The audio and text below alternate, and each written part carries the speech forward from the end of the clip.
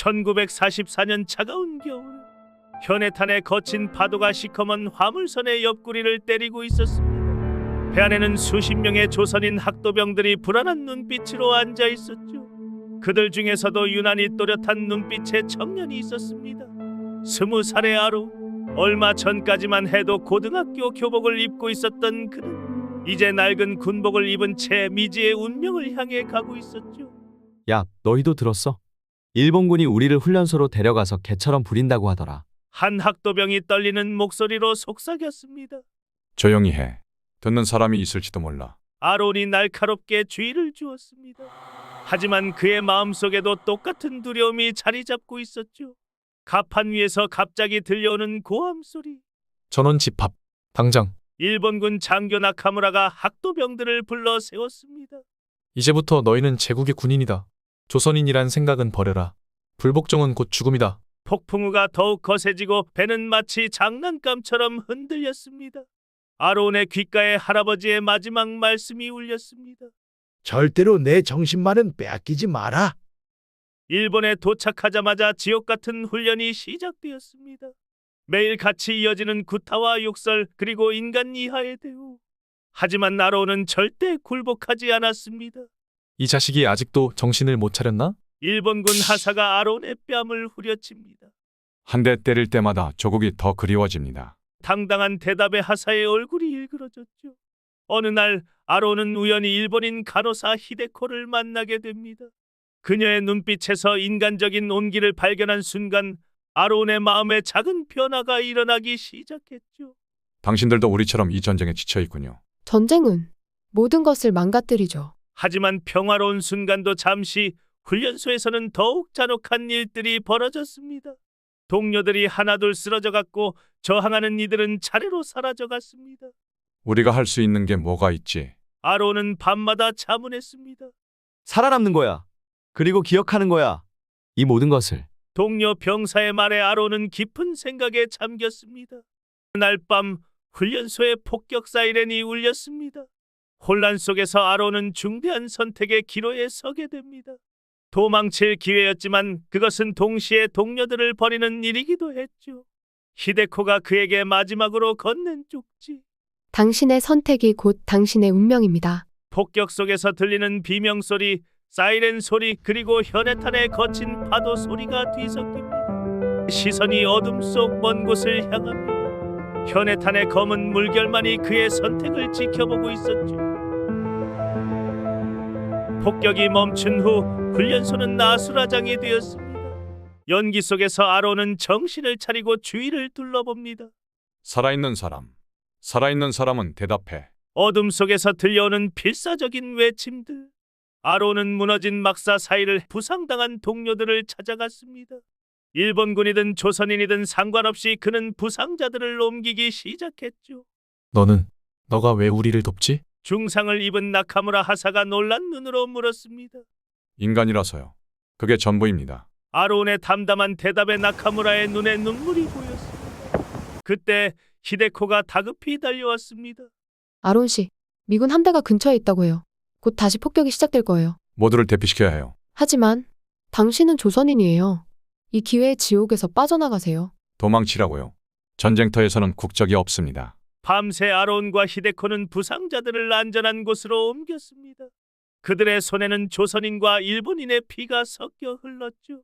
아론, 히데코가 떨리는 목소리로 말했습니다. 이 전쟁이 끝나면 우리 그때 가서 생각해요. 지금은 살아남는 게 먼저예요. 다음 날 아침 훈련소 전체에 비상집합 명령이 내려졌습니다. 고이소 사령관이 직접 나타난 것입니다. 어젯밤 일로 한 가지 분명해진 것이 있다. 제국 군인에게는 민족이 없다. 오직 충성만이 있을 뿐이다. 사령관의 연설이 이어지는 동안 아론은 문득 바닷가에서 보았던 한 장면을 떠올렸습니다. 파도에 휩쓸린 작은 배 한 척이 거센 물결을 이기지 못하고 전복되는 모습. 그리고 그 배를 필사적으로 구하려 했던 어부들의 모습. 우리도 저 배처럼 이 거대한 역사의 파도 속에서 휩쓸리고 있는 건가? 그때였습니다. 멀리서 다시 폭격기의 엔진 소리가 들려오기 시작했습니다. 이번엔 더 크고 더 많은 소리였죠. 전원 방공으로 대피하라. 하지만 아론은 움직이지 않았습니다. 대신 바다를 바라보았죠. 쏟아지는 폭탄 속에서도 현해탄의 물결은 변함없이 출렁이고 있었습니다. 아론 씨, 어서요. 히데코가 그의 팔을 잡아 끌었습니다. 잠깐만요. 아론이 무언가를 결심한 듯 말했습니다. 저들을 구해요. 우리가 할 수 있는 일이 있어요. 아론의 눈빛이 달라졌습니다. 그의 시선 끝에는 항구에 정박된 수송선이 보였죠. 그리고 그 배에는 새로 끌려온 조선인 학도병들이 타고 있었습니다. 저 배에는 우리와 같은 운명의 동포들이 있어요. 히데코는 아론의 시선을 따라 항구를 바라보았습니다. 미쳤군요. 저기까지 가는 건 자살행위예요. 하지만 아론의 발걸음은 이미 항구를 향하고 있었습니다. 폭격이 시작되자 항구는 아수라장이 되었습니다. 공포에 질린 군인들과 민간인들이 뒤엉켜 도망치는 와중에 아론과 몇몇 조선인 학도병들은 오히려 수송선을 향해 달려갔죠. 형님, 여기는 너무 위험합니다. 동료 학도병 영식이가 외쳤지만 아론은 멈추지 않았습니다. 저들도 우리처럼 꿈이 있었을 거야. 이런 전쟁터에서 쓰러지게 할 순 없어. 수송선에 도착한 아론 일행은 갇혀있는 새로운 학도병들을 발견했습니다. 그들의 눈에는 공포와 절망이 가득했죠. 우리가 구하러 왔어. 어서 따라오시오. 하지만 그때 나카무라 하사가 그들 앞을 막아섰습니다. 이게 무슨 짓이냐? 모두가 긴장한 순간 나카무라는 뜻밖의 말을 했습니다. 비켜. 내가 돕겠다. 폭격 속에서 아론과 나카무라는 함께 학도병들을 대피시켰습니다. 히데코는 부상자들의 응급처치를 도왔고 영식이는 안전한 대피로를 확보했죠. 하사님, 왜 마음이 바뀌셨나요? 너희를 보면서 깨달았다.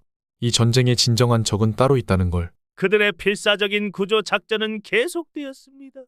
하늘에서는 폭탄이 쏟아지고 바다는 불타는 배들로 붉게 물들었지만 그들은 멈추지 않았습니다. 아론 씨, 마지막 한 사람까지 구했어요. 히데코의 외침이 들리는 순간 거대한 폭발음이 울렸습니다. 수송선이 폭격을 맞은 것입니다. 불길이 치솟고 검은 연기가 하늘을 뒤덮었습니다. 모두 무사한가? 아론이 주위를 살폈지만 연기 때문에 아무것도 보이지 않았습니다. 그때 또 다른 폭발음과 함께 파편이 날아왔습니다. 아론은 본능적으로 히데코를 감쌌고 날카로운 통증이 등 뒤를 관통했죠.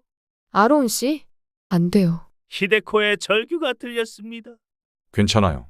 다들 무사하니까. 아론의 시야가 흐려지기 시작했습니다. 나카무라가 다급히 외쳤습니다. 군의관을 불러라. 하지만 아론은 오히려 평화로운 표정을 짓고 있었습니다. 그의 눈에는 현해탄의 푸른 물결이 비쳤고 저 멀리 조국의 모습이 아른거렸죠.